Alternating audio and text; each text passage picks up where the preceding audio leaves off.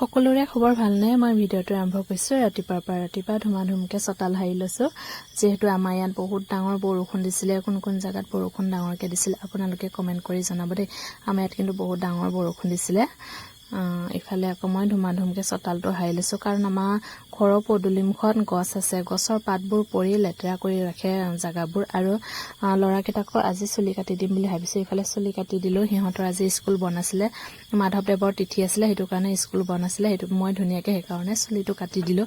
ইফালে আকৌ গাহৰিৰ কাৰণে দানা সিজাব লাগে। এয়া পানী গৰম কৰি আছোঁ মই গাহৰিৰ কাৰণে এতিয়া দানা সিজাবলৈ। আৰু দেউতাই ক'লে আজি মই কচুখিনি কাটি আনিম বুলি ক'লে, আৰু মই ভালে পালোঁ। ইফালে ইয়াত দেউতাই কচু কাটি আনি দিলে, আৰু আনি দিব বোলে দেউতাই, আৰু এইখিনি মোক সিজাই থাকিবলৈ দিছে। ইফালে আকৌ নবৌ এজনী বহি কথা পাতি আছে, আৰু মই ধুমাধুমকৈ কচু কাটি আছোঁ তাইৰ লগত কথা পাতি।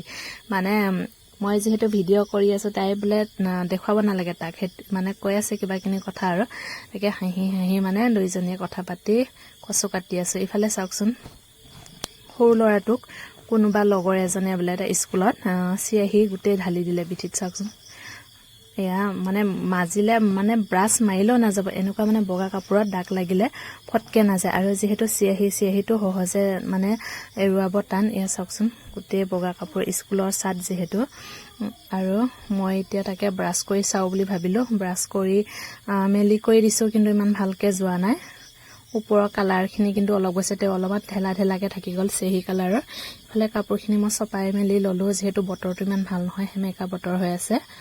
কাপোৰখিনি এতিয়া চপাই মেলি লৈ, আৰু মা ক'লে মানে চাহ অলপ খাম বুলি। চাহ মই ধুমাধুমকৈ চাহ বনালোঁ, চুজিকে বনাই দিছোঁ। চুজিৰ লগতে চাহ অলপ খাই লওক বুলি ভাবিলোঁ। আৰু ইফালে আমিও খাই লওঁ, মা সিহঁতকো দিওঁগৈ।